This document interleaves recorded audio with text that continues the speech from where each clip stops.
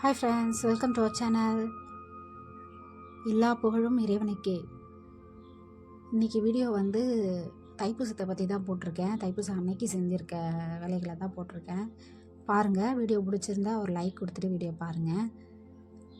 Like பண்ணுங்கள், share பண்ணுங்கள், மறக்காமல் சப்ஸ்கிரைப் பண்ணிவிட்டு பக்கத்தில் இருக்க பெல் ஐக்கானை கிளிக் பண்ணிவிடுங்க. நான் போடுற வீடியோஸ்லாம் உங்களுக்கு அப்போ தான் உடனே கிடைக்கும். வீடியோவை கடைசி வரைக்கும் ஸ்கிப் பண்ணாமல் பாருங்கள். இப்போ வாங்க வீடியோக்குள்ளே போயிடலாம். காலையில் அன்றைக்கி 4 மணிக்கெலாம் எழுந்துட்டேன். 4 இல்லை 3:30 மணி இருக்கும்னு நினைக்கிறேன். அப்போ எழுந்திரிச்சிட்டேன். 3:30 மணிக்கு எழுந்து வாசலை கழுவிட்டு கோலெல்லாம் போட்டு விட்டுட்டு அதுக்கப்புறம் விளக்கேற்றிட்டேன். விளக்கேற்றிட்டு கிச்சனில் போய் சமையல் வேலையை பார்த்துட்டேன். அவங்க இன்றைக்கி வேலைக்கு வர போகணும் இல்லைங்களா, காலையில் 5:30 மணிக்கெலாம் போயிடணும். அதனால் அவங்களுக்கு மட்டும் டிஃபன் ஊற்றி வச்சுட்டு கடகன்னு இன்றைக்கி படையெல்லாம் அதிகமாக நான் எதுவுமே செய்யலை. ஏன்னா கிருத்திகைக்கு போட்டுட்டேன். இன்றைக்கி கொஞ்சம் வெளியே போகிற வேலை ஆகுதுன்னு கடகடன்னு எல்லாமே செஞ்சிடலாம் அப்படின்னு சொல்லிட்டு நான் வேறு இந்த சாரீ வேறு கட்டிக்கிட்டேன்னா என்னால் முடியவே இல்லை. இந்த மாதிரி சாரியெல்லாம் கட்டிக்கிட்டு சமையல் செய்யவே முடிய மாட்டேங்குது. நான் சரி வெளியே உடனே கிளம்புறமே அப்படின்றதுக்காகவே இந்த சாரியை நான் கட்டிட்டேன். யார் யாருக்கெல்லாம் இந்த மாதிரி சாரீ கட்டிக்கிட்டு வேலை செய்ய பிடிக்காதுன்னு கமெண்ட் பண்ணுங்க பார்க்கலாம். எப்படா இந்த சாரியை மாற்றோன்னு இருந்தது எனக்கு. சரி, அதுக்கப்புறம் கொஞ்சம் கொஞ்சமாக வேலையை செஞ்சுட்டு கிச்சன்லேயும் அப்படியே வேலை இருந்தது. பூஜை ரூம்லேயும் எல்லாமே ரெடி பண்ணி வச்சுக்கலாம். ஏன்னா நம்ம ஒரு 7 மணிக்குள்ளே எல்லாமே முடிச்சிடணும். முடிச்சுட்டு உடனே வெளியே போகிற மாதிரி இருந்தது. அதுக்கப்புறம் அபிஷேகம் பண்ணிக்கிறது, இன்றைக்கி 6 அபிஷேகம் பண்ணலான்னு எல்லாமே ரெடியாக எடுத்து வச்சிட்ருந்தேன். 6 அபிஷேகத்துக்கு வர முக்கியமாக ஒரு பொருளை வாங்காமல் விட்டுட்டேன் நான். அதை நான் சொல்கிறேன், வீடியோவில் பாருங்கள். எல்லாமே அப்படியே வேலை செஞ்சுட்ருக்கேன். தைப்பூசத்துக்கு யாரெல்லாம் எப்படிலாம் வழிபட்டீங்க எனக்கு கமெண்ட் பண்ணுங்கள் பார்க்கலாம். இன்றைக்கி ரொம்ப விசேஷமான நாள். ஏற்கனவே வீடியோஸ்லலாம் சொல்லியிருப்பேன். ரொம்ப விசேஷமான நாள் முருகருக்கு. எல்லா கோயில்லையுமே இன்றைக்கி அவ்வளோ ஜனம் இருந்தது. நியூஸ்லலாம் கூட காட்டிகிட்ருப்பாங்க. முருகர் கோயில் ஃபுல்லாக ஜனமாக இருந்தது.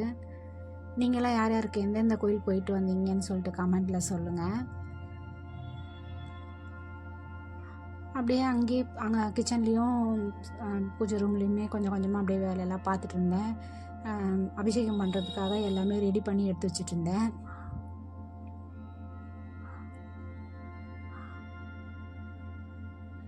ஒரு பூஜை வேலைன்னாலே ஃபுல்லாக நமக்கு அன்றைக்கி கொஞ்சம் வேலை ஜாஸ்தியாக இருக்கலாம். அது என்ன தான் எனர்ஜிக்கு வரும்னே தெரியாது. நமக்கு அந்த அளவுக்கு வேலை செய்கிற அளவுக்கு நமக்கு எனர்ஜி எப்படி தான் வரும்னே தெரியாது. எவ்வளோ வேலையாக இருந்தாலும் அந்த டைமுக்கு முடிச்சிடணுன்னு யோசிப்போம். லேடிஸ்க்குனாலே கண்டிப்பாக இருக்கும் இந்த விஷயம்லாம். இந்த டைமுக்குள்ளே நம்ம இதெல்லாம் முடிச்சிடணும், படையல் போடணும் அப்படின்ற மாதிரி என்னென்ன செய்யணும் அப்படின்னு சொல்லிட்டு மைண்டில் எப்போவுமே ஓடிட்டே இருக்கும். அதுலேயும் ஒர்க் பண்ணுறவங்களுக்குலாம் இன்னும் கஷ்டமாக இருக்கும். நானுமே கடைக்கு போகும்போதெல்லாம் காலையில் கடைக்கு போகிறதுக்குள்ளேயே எல்லா வேலையும் செஞ்சு முடிச்சுட்டு தான் போயிடுவேன். கடைக்கு ஒரு 10 மணிக்கு போய் ஓப்பன் பண்ணுறோன்னா 9:30 மணிக்கெலாம் எல்லாம் முடிச்சுட்டு கிளம்புனா தான் கரெக்டாக இருக்கும். அந்த மாதிரி தான் பண்ணிகிட்டு இருந்தேன். ரொம்ப ஹரிபரியாக ஓடுற மாதிரி தான் இருக்கும் அப்போவே. இருந்தாலுமே எனக்கு உடம்பு சரியில்லைன்ட்டு நம்ம அதை செய்ய முடியாமல் போயிடுச்சு. அதனால தான் நான் வீட்டில் இருந்தே பார்க்குற மாதிரி எல்லாத்தையும் பார்த்துட்ருக்கேன். நான் போடுற வீடியோஸ்லாம் உங்களுக்கு பிடிச்சிருந்தா லைக் பண்ணுங்கள், ஷேர் பண்ணுங்கள், மறக்காமல் சப்ஸ்கிரைப் பண்ணுங்கள், பக்கத்தில் இருக்க பெல் ஐக்கானை கிளிக் பண்ணுங்கள். 6 to 7க்குள்ளே எல்லாமே முடிச்சிடணும் அப்படின்னு சொல்லிட்டு இன்றைக்கி நான் பிரம்ம முகூர்த்த விளக்கு கூட நான் போடலை. ஏன்னா டைம் இல்லை எனக்கு. 5 மணிக்கெலாம் அவருக்கு கிச்சனில் சமையல் வேலையை முடிச்சிடணும். அவருக்கு சாப்பாடு கட்டி டிஃபன் மட்டும்தான் கட்டி அனுப்புகிறேன். ஏன்னா கொஞ்சம் வேலை இருக்குதுன்னு சொல்லிட்டு டிஃபன் மட்டும்தான், ஃபஸ்ட்டு ஷிஃப்ட் அவருக்கு. அதனால் சரி அவருக்கு அதை மட்டும் ரெடி பண்ணி வச்சுட்டு அபிஷேகத்துக்கு உட்காந்தாச்சு. அபிஷேகத்துக்கு செய்கிறதுக்கு முன்னாடி வெத்தலை தீபம் போடுறதுக்கு விளக்கெலாம் ஏற்றி பூஜை ரூமில் விளக்கெலாம் ஏற்றி வச்சுட்டு தான் நம்ம உட்கார மாதிரி இருக்கும். ஏன்னா எழுந்து செய்ய முடியாது இல்லைங்களா. நான் ஒண்டியாக தான் எல்லாமே செய்யணும். பசங்களும் இன்றைக்கி எந்திரிக்கலை. அவங்க படிச்சுட்டு இருந்தாங்க. அதனால் ஹெல்ப்புக்கும் ஆள் இல்லை. நான் தனியாகவே தான் வந்து வீடியோஸும் எடுக்கிற மாதிரி இருந்தது. அப்படியே எடுத்துக்கிட்டே கொஞ்சம் கொஞ்சமாக எடுத்துக்கிட்டே ஃபோன் வேறு ஸ்டாண்ட் வரைக்கும் வந்து உடஞ்சிருச்சு. அதனால் சரி அட்ஜஸ்ட் பண்ணுற மாதிரி வச்சு தான் நான் வீடியோஸ் எடுத்துகிட்டு இருந்தேன். ஃபஸ்ட்டு வந்து 6 அபிஷேகத்தில் வந்து ஃபஸ்ட்டு பால் அபிஷேகம் பண்ணிகிட்டு இருந்தேன். பால், தயிர், குங்குமம், பஞ்சாமிர்தம், பன்னீர், அதுக்கப்புறம் வந்து திருநீர், மொத்தம் 6 அபிஷேகம். இதில் என்ன மறந்தேன்னு சொன்னீங்கன்னா பார்த்தீங்கன்னா, மெயின் சந்தனத்தை நான் மறந்துட்டேன். சந்தனம் வீட்டில் இருக்குதுன்னு நினச்சிட்டு வாங்காமல் விட்டுட்டேன். பூஜை பண்ணும் போது தான் எனக்கு ஞாபகமே வந்தது, ஐயையோ சந்தனம் வாங்காமல் விட்டுட்டோமே அப்படின்னு சொல்லிட்டு. மெயின் முருகருக்கு சந்தனத்தால் தான் இன்றைக்கி பண்ணுவாங்க.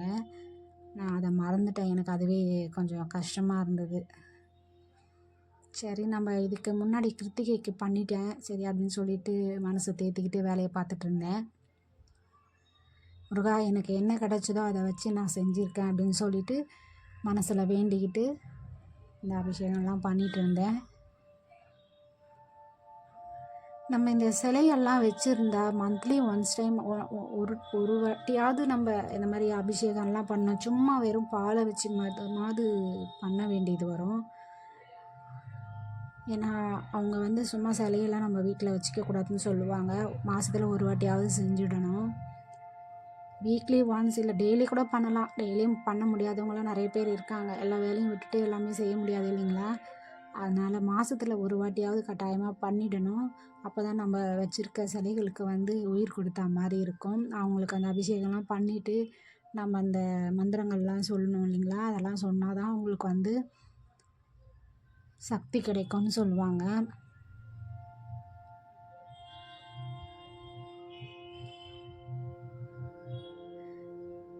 நானுமே இந்த மாதிரி சிலைகள்லாம் வாங்கும்போது எங்கள் வீட்டில் திட்டு வாங்கிட்டே தான் நான் வாங்கினேன். உனக்கு இருக்க வேலையில் இதெல்லாம் தேவையா உனக்கு அப்படின்னு சொல்லிட்டு எங்கள் அம்மா திட்டிகிட்டே தான் இருப்பாங்க.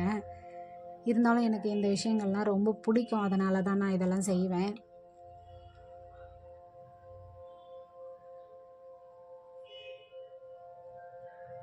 அது என்னவோ தெரியல, பூஜை பண்ணோன்னாலே ஒரு நம்மளுக்கு மைண்டு எப்படி தான் இருக்கும்னே தெரியாது. அவ்வளோ ஒரு எனர்ஜெட்டிக்காக இருக்கும். செஞ்சு முடித்த பிறகு தான் நம்மளுக்கு வந்து எல்லா கஷ்டமும் தெரியும், உடம்பு வலியெல்லாம். ஆனால் செய்யும் போது அப்படியே ஒரு எனர்ஜெட்டிக்காக செய்கிற மாதிரியே இருக்கும். நல்லாயிருக்கும் அந்த வைப்பு. குங்குமம் அபிஷேகம் பண்ணிட்டேன். ஒவ்வொரு அபிஷேகமும் காட்டியிருக்கேன் பாருங்கள்.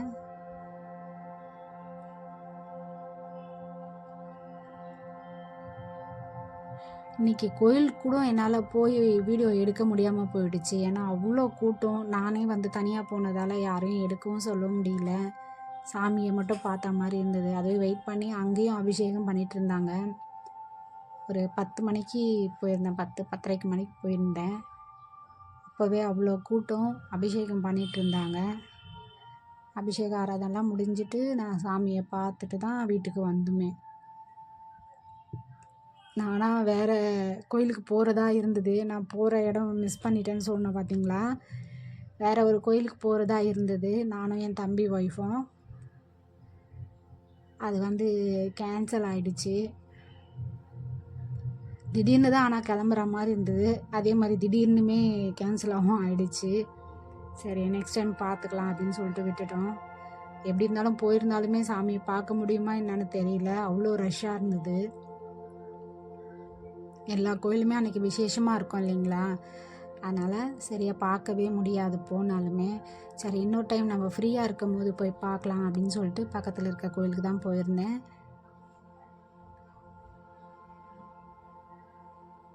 நல்லா கண்குளிர பார்த்துட்டு வந்தோம்.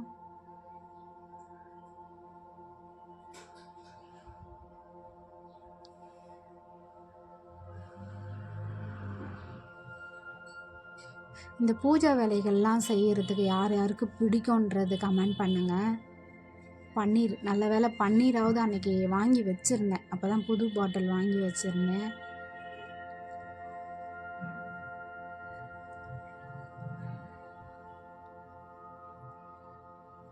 நம்மளால் என்னென்ன முடியுதோ அதை அப்பப்போ செஞ்சிடணும். நம்ம முடியலன்னு சொல்லிட்டு எடுத்து ஓரக்கட்டியே வைக்கக்கூடாது. நம்ம வச்சுருந்தாலே நமக்கு வந்து என்னவோ மைண்டு ஒரு மாதிரி அப்செட் ஆகிடும். இந்த வேலையெல்லாம் உடனே செஞ்சுட்டா தான் நமக்கும் ஒரு திருப்தி இருக்கும். ஒரு நாள் காலையில் எழுந்து விளக்கு போடலன்னா கூட நமக்கு கஷ்டமாக இருக்கிற மாதிரி தெரியும். அது நம்மளுக்கு டெய்லி பழகிடுச்சு இல்லைங்களா? அதனால் அதெல்லாம் கஷ்டமாக தெரிகிற மாதிரி இருக்கும் ஒரு நாள் செய்யலைன்னா கூட. இன்றைக்கி ஃபுல்லாக இப்படி தான் பூஜை வேலைங்க போயிட்டு இருந்தது. இன்றைக்கி ஃபுல்லாக ஸ்டிச் பண்ண முடியல. அதுக்கப்புறம் ஈவினிங்காக தான் உட்காந்து ஸ்டிச் பண்ண ஆரம்பித்தேன்.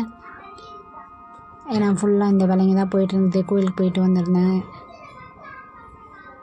பசங்க வந்து அவங்க ஃப்ரெண்ட்ஸோட வள்ளலார் சாய்பாபா கோயில் அங்கே போயிருந்தாங்க. அவங்க மதியமாக தான் போயிருந்தாங்க. ஒரு 10-11 மணிக்கு தான் போயிருந்தாங்க அவங்க. நான் மட்டும் முருகர் கோயில் போயிட்டு வந்துட்டேன். இன்றைக்கி சமையலும் வந்து சாம்பார், உருளைக்கிழங்கு பொரியல், அப்பளம். வடை மட்டும் செய்யலை. வடமும் பாயசம் மட்டும் எடுத்து வச்சுட்டேன், டைம் இருக்காதுன்னு சொல்லிட்டு. அதுக்கப்புறம் எனக்கு அந்த கோயிலுக்கு போக முடியலன்னு கொஞ்சம் அப்செட் ஆகி எல்லாத்தையும் தூக்கி வச்சுட்டேன். போகலாமேன்னு சொல்லிட்டு கொஞ்சம் ஆசையாக இருந்தேன். அதுக்கப்புறம் போக முடியாமல் ஆயிடுச்சு. சரி, நம்மளுக்கு எப்போ கூப்பிட்றாங்களோ அன்றைக்கி தானே போய் பார்க்க முடியும். அவங்க அனுமதி இல்லாமல் எப்படி நம்ம போக முடியும் அப்படின்னு சொல்லிட்டு மனசில் நினச்சிட்டேன். அதுக்கப்புறம் அவங்களுக்கு தீபாராதனை, தீபம் எல்லாம் போட்டு அவங்கள அந்த இடத்துல உட்கார வச்சுட்டு வெற்றிலை தீபமும் போட்டுவிட்டேன்.